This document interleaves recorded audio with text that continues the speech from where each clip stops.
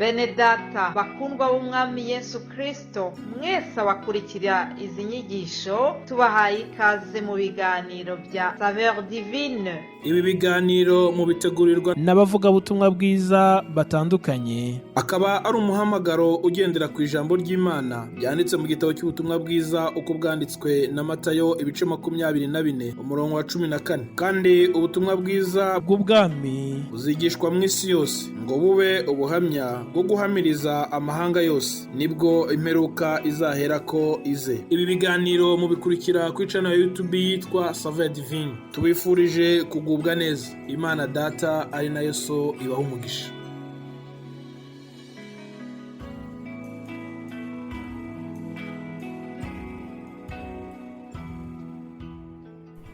Yesu ashimwe nshuti bakundwa mwese abakurikira ibi biganiro byacu bya Saveur Divine.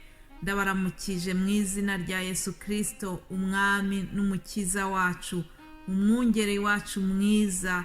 Haleluya.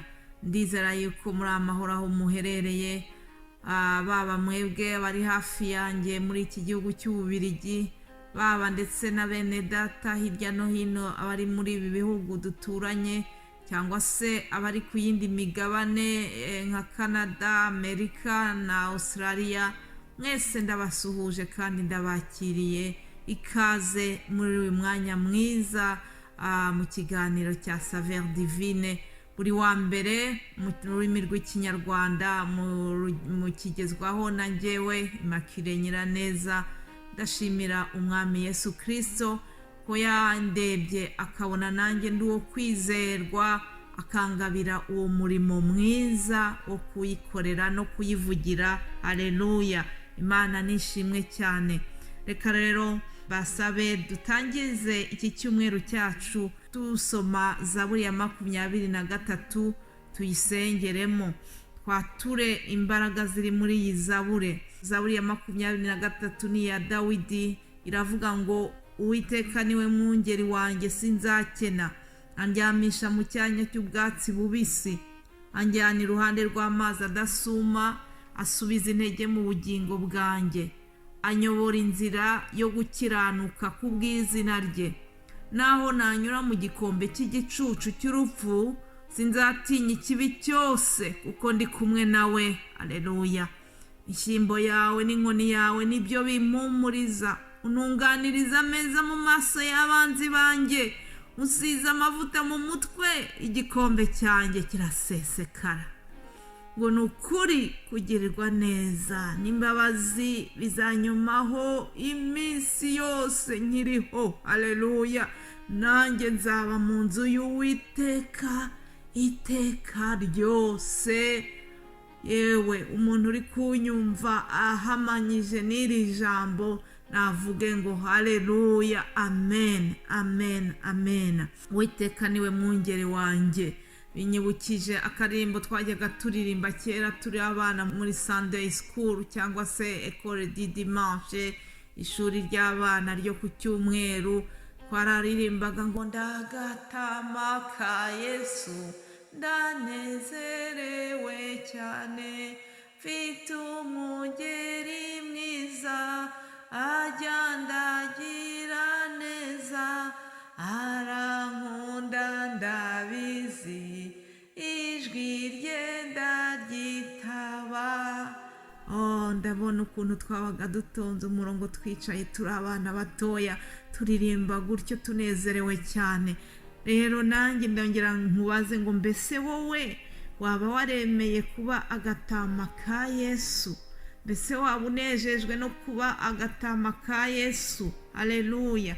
Iyo umuntu yemeye kuba mu ntama za Yesu akemera kuyoborwa nawe, amwitaho nk'uko ari umwungeri mwiza uhangayikishijwe no kurinda intama ze. Zaburi ya 91 nayo ikatubwira ngo uba mu rwihisho rw'isumba byose azahama mu gicucu cy'ishobora byose. Urumva yuko ahangaha hasa n'aha muri iyi Zaburi yuko ngo aturyamisha mu cyanya cy'ubwatsi bubisi. Ahangaha nahadushashanyiriza yuko umwungeri mwiza adushyira ahantu heza, aba ashishikarijwe n'ubuzima bwacu, kumenya yuko tubayeho neza, kumenya yuko turi mu mutekano. Haleluya. Tujyana ngo iruhande rw'amazi adasuma hari amazi y'ubugingo atemba mu mitima yacu. Reka amazi y'ubugingo atembe muri wowe, aya mazi meza adasuma ndakwifuriza kugira ngo atembe mu buzima bwawe. Aya mazi kandi ni igishushanyo cyiza cya Mwuka Wera ugendera muri twebwe. Haleluya. Ayo mazi ngo ntiyasubize intege mu bugingo bwacu. Ndakwifuriza kugira ngo Uwiteka uyu mwungeri mwiza asubize intege mu bugingo bwawe mu izina rya Yesu. Ndakwifuriza kandi kugira ngo akomeza kuyobore inzira yo gukiranuka mu izina rya Yesu. Tugume muri iyi nzira nziza yo gukiranuka, ku gato no ku kanini duhore dufata ingamba zo gukiranuka, kandi turahumurijwe ngo naho twanyura mu gikombe cy'igicucu cy'urupfu ntabwo tuzatinya, kuko turi kumwe nawe. Yesu Kristo agendana natwe. Yesu Kristo haba mu bikomeye aba ari kumwe natwe. Hari igihe umuntu aca mu burwayi bukomeye akumva yuko ari guca mu gikombe cy'igicucu cy'urupfu, ariko n'ukuri agumana natwe no muri icyo gikombe.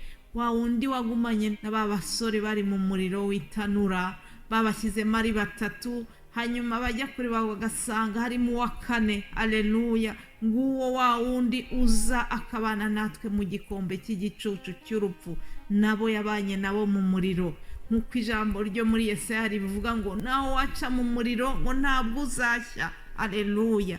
Ibi ngibi rero si iby'amagambo gusa, ahubwo ni ibintu bifatika. Twarabibonye mu ijambo, ariko natwe twarabibonye mu buzima bwacu. Nanjye ubwanjye ubabwira, ngewe narabibonye bene da, mfite ibihamya byinshi binyereka yuko Imana igiye yinjirana natwe mu muriro w'uburwayi, umuriro w'agahinda, umuriro wa byinshi. Ari imiriro myinshi ibitugendaho, ariko Yesu akabana natwe mu iyo miriro, maze tukavamo tudahiye, tukavamo nta n'umwotsi utunukaho. Haleluya. Imana nishimwe cyane. Ndakwifuriza kugira ngo umwungeri mwiza agutunganiriza meza mu maso y'abanzi bawe. Umwanzi wacu wa mbere ni Satani, ariko ajya akoresha n'abandi banyuranye kugira ngo atubuze amahoro, ariko ndasaba Imana kugira ngo igutunganirize ameza mu maso y'abanzi bawe. Abakurwanya bose batsindwe mu izina rya Yesu. Haleluya. Nukuri kugirirwa neza n'imbabazi bitwomeho iyi minsi yose. Iki cyumweru gitangiye ubone kugirirwa neza n'imbabazi z'Imana mu izina rya Yesu Kristo. Haleluya. Imana nibaha umugisha mwese abamaze kumva aya magambo nari ntangiriyeho y'urufunguzo. Mana ishimwe. Ndagushimira wowe wese, buri muntu wese ugira icyo akora kugira ngo uyu muhamagaro wa Saveur Divine utere imbere. Wowe udusengera, wowe ugira icyo utanga kugira ngo umurimo w'Imana ukorwe kandi uherekezwe n'ibikorwa by'urukundo. Yesu nukuri azajye yibuka urukundo werekanye mu murimo wayo. Haleluya. Ndabashimira mwese abansengera, abatwakuraje mu buryo ubu n'ubu. Yesu abaha umugisha.